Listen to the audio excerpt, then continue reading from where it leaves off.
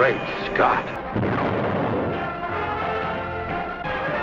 Hello, everyone, and welcome to a fabulous episode of Great Scott. I'm Scotty V. Thanks for watching. This very special episode brings me back to the video because of Superman, of course. If you've seen it, you know how great it is. If you haven't seen it yet, I'll talk a little bit about it without spoiling some things, and then I'll talk about some spoilers later on. I'll let you know when that's going to start. For me, this was the most joyous, happy, optimistic, uplifting, inspirational time I have had at the movies in years and years and years and years. Now, if you've watched my videos in the past, you know that I enjoyed Man of Steel, I enjoyed Batman v Superman, I enjoyed the Zack Snyder version of Justice League when we finally got it years later. And like a lot of people out there, I would have loved to see that universe continue. I think Henry Cavill was a great Superman. The unfortunate thing, and a lot of people have said it more than I have, I think, because I was just trying to enjoy the Superman that we had, that Cavill just wasn't given a great Superman to portray. We had a lot of depressed thoughts. We had a lot of downtrodden looks. We had a lot of sort of negative, as opposed to hopeful feelings associated with the film and with those films. It wasn't just the scale of the colors of the movie that was dark. It was also the soul of the characters that were much darker. There were times, there were things, and there were great heroic things to see. There was great action. At the time, I had said I think it was the best Superman we'd seen, in the sense that we could never have seen it with that kind of action, with those kind of effects, with, you know, seeing Superman do the things that Superman can do just wasn't that effective previously, before those movies came out, even though everyone loves the Donner films and Christopher Reeve was a fantastic Superman and Clark Kent and all that. They were a little cheesy. The effects were okay, but they couldn't do a lot. There wasn't a lot with supervillains. It was basically Lex and then the Kryptonian villains that kind of were a one-trick sort of thing. They didn't have a lot that they could, you know, we don't want to see toppling buildings all the time, but we couldn't have buildings toppling. We couldn't have spaceships flying around. We couldn't have a dog with a cape. Those kinds of things, for two reasons. The effect capabilities, I don't think, were up to par for that kind of thing, but also I think that they thought that audiences then weren't ready for the kind of stuff that they can do now. And now, after the Marvel Universe, so we have that universe, which we've all loved up to this point too, to thank for where we're at this point, where now James Gunn can come in, and if you've watched any of the trailers, you see that it's a fully realized fantasy, comic book, science fiction world. We go right in, and we're right in the action. We're right in Metropolis with comic book villains, comic book technology, comic book dialogue, comic book action, and comic book heroes. Of course, we have Guy Gardner, we have Hawk Girl, we have Mr. Terrific, we have Crypto, and we have Superman. And for my money, David Corenswet is charismatic. He's hopeful. He's optimistic. He carries himself with the weight of Superman. You see it as soon as he's on screen. From the moment that they outline the S, from before that, it's an incredible, incredible rendition of Superman. You'll hear people say, he yells at Lois. You've seen that in the trailers. He's not yelling at Lois. He's emphatic about what he believes in and what he was doing while being interviewed by Lois and being questioned by her, because she's on the other side of that. As a reporter, not even necessarily that she wouldn't agree with him or that she doesn't agree with him, but that what if what he did could have been done a different way, or what if he shouldn't have done what he did. And he gets passionate about it, as he should, because people were going to die. You've seen that in the trailers as well. So nothing that I'm saying here isn't things that you have seen, but just to refute some of what people have said in the context of the scene and in the context of the story and in the context of that interview with Lois, it makes perfect sense, and he's not yelling like a violent partner or something like that. These are people that are out there trying to say negative things that either haven't seen the movie or don't plan to, and just want to say some negative things. A lot of that online we've seen for decades, but it comes from a lot of fandoms of comic books, a lot of Star Wars type fans. If they don't like something, or they don't think they're going to like something, or they don't want something different than what they're used to, they sort of detract. There's these whole communities that do that kind of thing. But there's no truth to it. He is the most Superman that I have ever seen on screen. A lot of people might say, well, more than Christopher Reeve? Different time, different Superman, different situation, but this is Superman as much as Christopher Reeve was, and in the most optimistic way. You just feel happy. I smiled through the whole film. I cried at times, not bawling, but I had tears in my eyes. I had a tear or two on my cheek, just from the amount of passion and spirit and just optimistic hopefulness that they put into the movie. And I think that if you haven't seen it, you should definitely see it. Even if you thought maybe the underwear looked weird, or maybe if you thought that the costume looked too bulky, or maybe if you are a big fan of the Man of Steel situation and that Snyder universe, which I also was for different reasons. Move on from it if you can, because this is a movie that is not to be missed for fans of Superman, for fans of comic books, for fans of dogs, for fans of romance, for fans of action, for fans of fantasy. It's all there. Now, if you're going to go into a movie and you can't accept that there are otherworldly things in it, that there are fantastic things in it that don't exist in our world and aren't always explained 100% because they just are, you might have an issue with that. But if you know comics, which I think a lot of people who might be seeing this and a lot of people on the homepage do, a lot of people on Superman pages, a lot of people on comic book pages, and a lot of people that might be interested in this movie, shouldn't have a problem with the idea that we get right into it as the movie starts. And I want to now talk about a few things that I love about this movie. The fact that Superman wants to save everyone, wants to help everyone, and it's above and beyond anything else he wants. It's above his own safety, it's above any feelings for himself, and it's even if he's injured at times in the movie, he immediately goes to, oh no, but there's this, or there's that, or there are these people where we have to save them. It's Superman up and down in every way that you can think of it.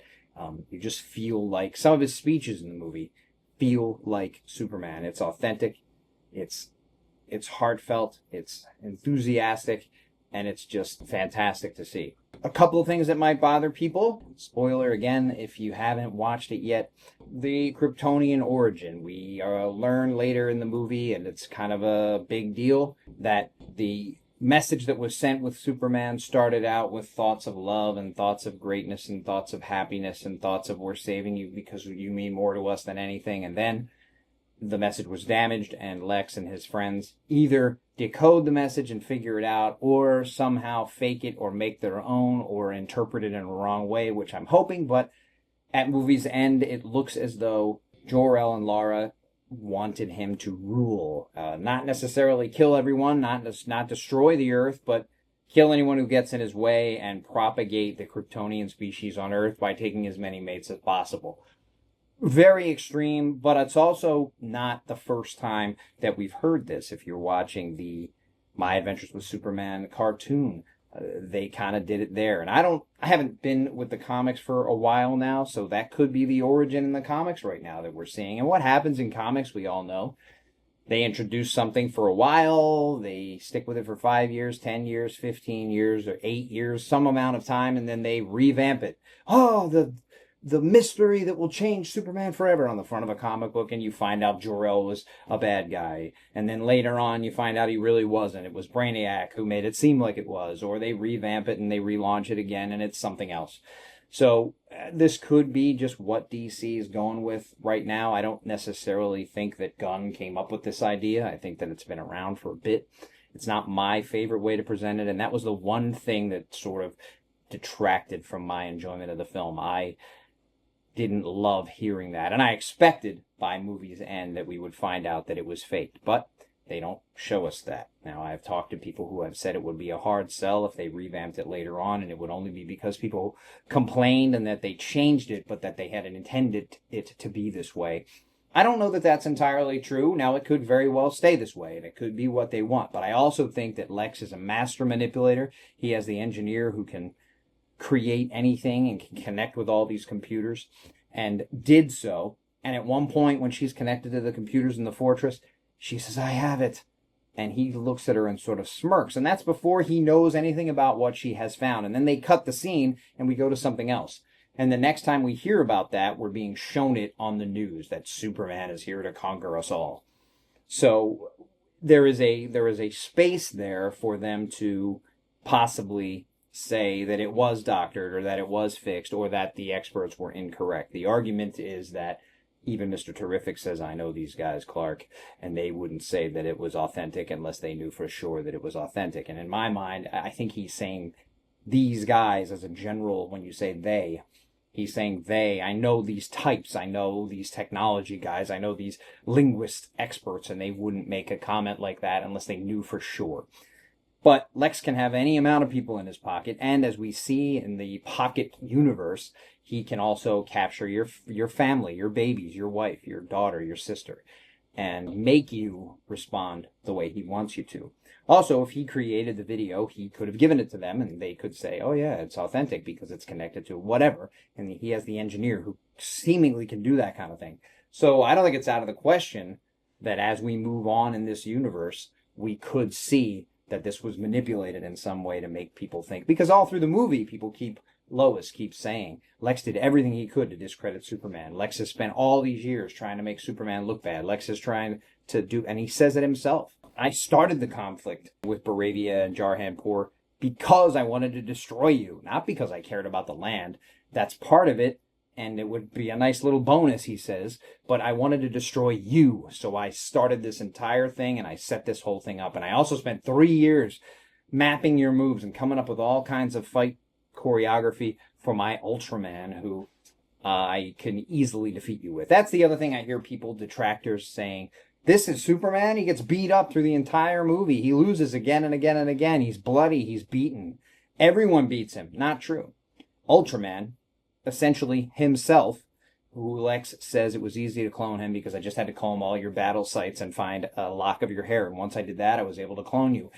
And unfortunately, even though he's stronger than you, he might even be dumber than you because the cloning process was not perfect. Almost sounds like a Bizarro type of thing, but of course in the comic book world, sometimes Bizarro's from the Bizarro world, and there are all kinds of Bizarros there. But they say Ultraman, and Ultraman is actually the dark Superman from another universe, another version of Superman. And I'm not really sure why they didn't do that, because when they introduced the Pocket Universe and the idea that he ripped open a rift in dimensions, Lex, it seems like that was the way they were going to go, and I could see it sort of formulating in my mind as wow, okay, so this is going to be Ultraman that he found while he was out there, and he somehow got control of him, and he's got him doing it.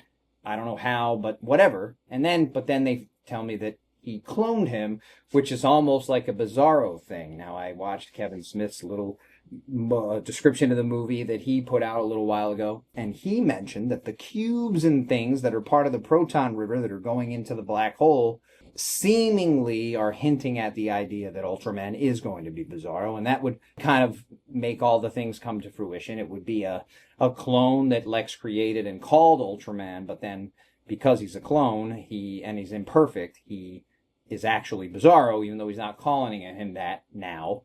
And then when he goes into this proton river with the cubes and all, and it's sort of a hint that, or it's just a little comic book Easter egg that they put in there, because Bizarro is oftentimes portrayed as a clone of Superman, and he's imperfect. He's from a world that's a cube, so all these little cubes in the proton river. Or they might be bringing him back. I don't think he killed Bizarro, and I don't think that he had any thought that he was killing Bizarro.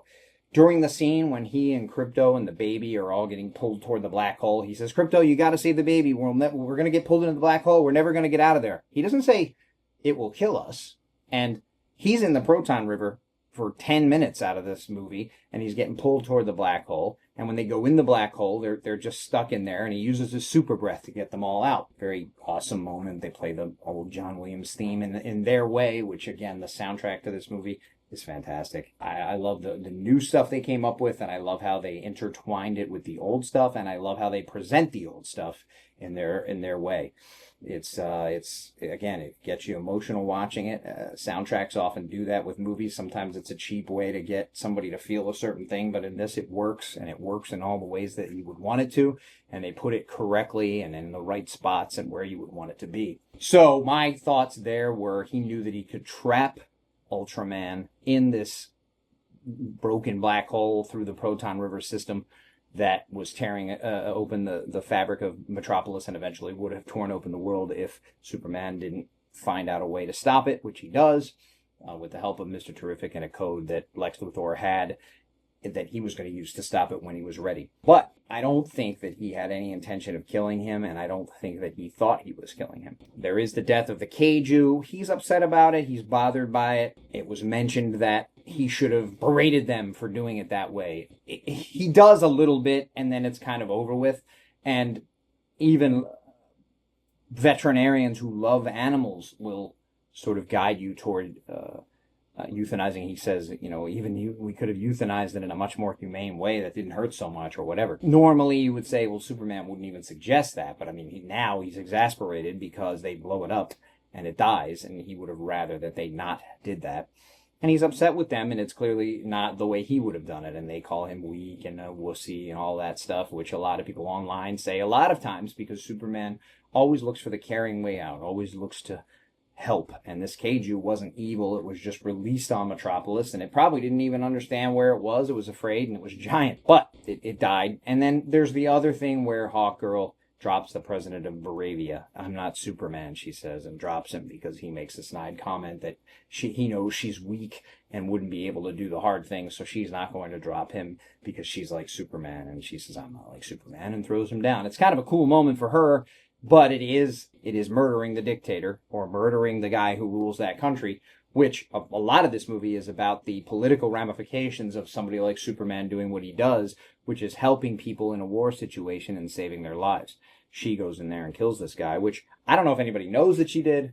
I don't know if Superman even knows that she did, because they kind of over there doing what they do when it happens. And I don't know, so far, it wasn't reported that he was killed or that he was stopped even.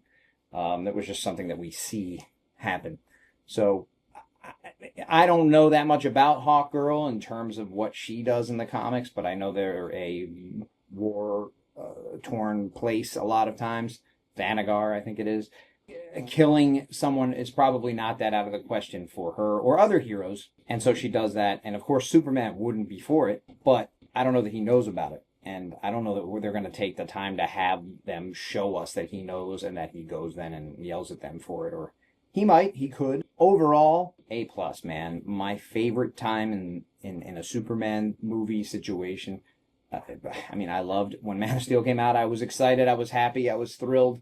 And I enjoyed it for what it was. And I tried to sort of defend it as best I could, because there were things in there that I would have rather there not been. Almost any time you see a movie, you're going to see things like that. But I love this. This is fantastic. I think you'll love it too. It's emotional. You get a lot of feels from it. Sure, Crypto is great. There's a lot of laughs too. It's just, it has everything that you would want. And Superman is the most stand-up guy ever. And he wants to help everyone. And there's just so much great things to see. And I think that you should, if you haven't, you should go out and check it out, because it is fantastic. And one more word before I go. They gotta stop making all this merchandise, because it's killing my wallet. Thanks everybody for watching, and always look up in the sky.